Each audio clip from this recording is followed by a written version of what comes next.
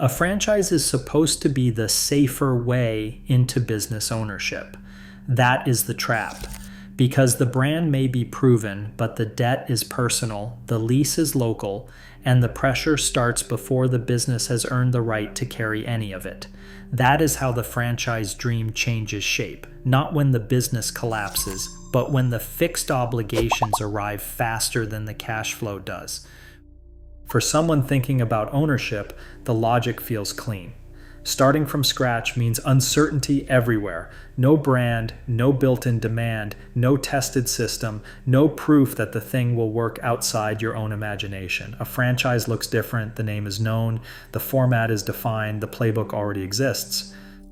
So the buyer does not feel reckless, they feel disciplined, they are not chasing chaos, they are paying for structure, support, and the feeling that the hardest uncertainty has already been removed. That is why the model is so persuasive. But structure and safety are not the same thing. A franchise can reduce certain kinds of uncertainty while quietly increasing another kind, the kind that only becomes obvious after the commitments are locked in. And that is where the debt nightmare usually begins, not after the business has failed, before the business has proved anything at all. The franchise fee is only the visible part. Before the location has shown that it can carry itself, the owner may already be committed to build out costs, equipment, signage, licenses, opening inventory, hiring, training, working capital, and a lease that starts asking to be justified immediately. That changes the nature of the dream very quickly. This is no longer just a person buying a safer entry into ownership. It is a person stepping into a structure that starts demanding money before it has earned trust.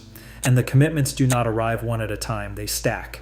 First the entry fee, then the build out, then the equipment, then the lease, then opening payroll, then the pressure to launch with enough inventory, enough staff, enough readiness to look like a real version of the brand from day one.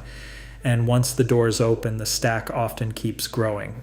Royalties, advertising fund contributions, required suppliers, brand standards, operating expectations that do not relax just because the location is weaker than expected.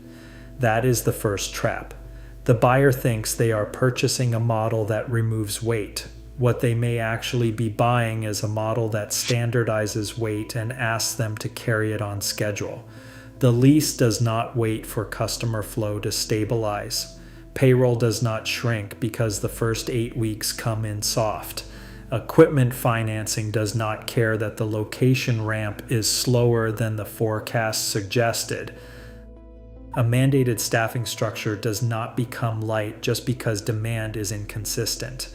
Supplier rules do not suddenly help if margins are thinner than expected. So before the owner has real proof that this specific location in this specific market under this specific cost structure can carry the model, the burden is already becoming fixed. And that is where the misunderstanding starts to break. The franchise does give structure. That part is real. There are systems, training, standards, suppliers, and operating rules that are meant to make the business more repeatable. But structure does not come alone. It comes attached to obligations. Once the owner is inside the system, the business is no longer just something they run. It is something they have to keep up with.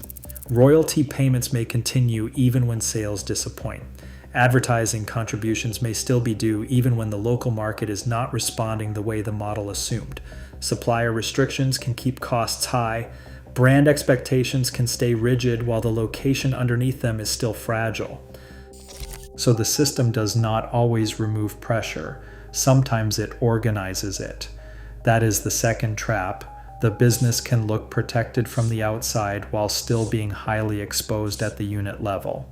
The brand may be known, the format may have worked elsewhere, but this owner still has to deal with local demand, local labor, local competition, local rent, local mistakes, and the simple fact that a known brand is not the same thing as a forgiving business. And this is the point where the franchise stops feeling heavy and starts feeling dangerous.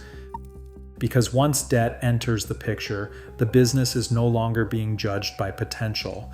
It is being judged by timing. Before debt, a slow month is frustrating. After debt, a slow month starts to close space. It reduces tolerance. It makes ordinary weakness feel expensive. A launch that comes in below plan matters more. A staffing problem matters more. A weak sales stretch matters more. A location that looks promising but not yet stable can suddenly feel unstable all the time because the business is no longer being asked whether it might work. It is being asked whether it can carry fixed obligations now. That is the real hinge in the story. Debt does not create every weakness in the business, but it makes every weakness harder to survive. It compresses time. It raises the cost of disappointment. It turns delays, gaps, and bad assumptions into something the owner feels immediately. And once that happens, another layer becomes obvious. The business is often much heavier to run than the original pitch allowed for. The promise of the franchise is that the model already exists. But once the business is live, the owner discovers very quickly that a standardized model is not the same thing as an easy one. Staff still need to be hired, staff still leave, schedules still break, customer flow still fluctuates, input costs still rise, weak weeks still happen, daily problems still arrive whether the owner has the energy for them or not. That is where the burden stops feeling theoretical. The owner thought they were buying leverage. What they may actually discover is a business that still requires constant intervention, constant problem solving, and constant emotional availability. And when the business is already carrying debt, that daily heaviness becomes much harder to absorb. A staffing gap becomes a revenue problem. A weak period becomes a pressure event.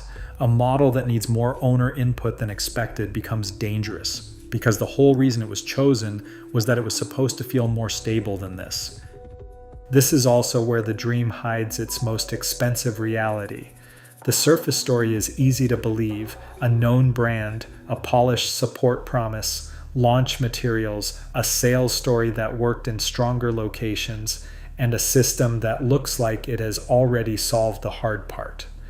But the real pressure usually sits underneath that surface. How much cash is locked in before proof, how rigid the staffing burden is, how much room exists if the first 6 months come in below plan, how expensive mandated inputs are, and whether this location can actually carry rent, payroll, royalties, marketing contributions, and normal operating friction at the same time.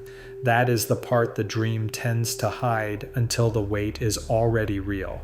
And that is why intelligent, serious, hardworking people still walk into the trap.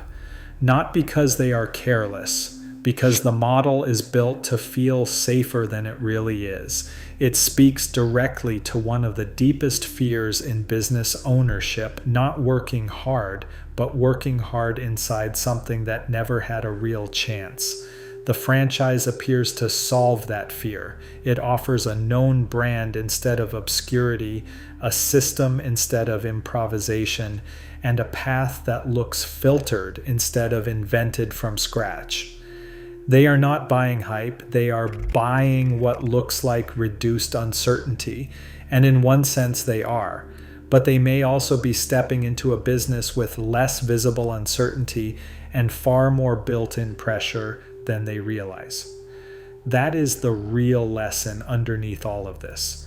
It is not that every franchise fails, and it is not that every independent business is automatically the better bet. The real lesson is more uncomfortable. A business can look safer on the surface and still become more dangerous underneath once fixed obligations, debt, and operating pressure begin to interact. That is what happens when people confuse a structured business with a forgiving one. Debt does not care about the dream that got the owner in. It only cares whether the business underneath can carry the weight in real time. And if the weight arrives before the location has proved it can carry it, the dream starts to get squeezed, month by month, payment by payment, problem by problem, until the thing that once looked like the safer path into business ownership starts to feel like a machine the owner can no longer comfortably carry. That is how the franchise dream turns into a debt nightmare.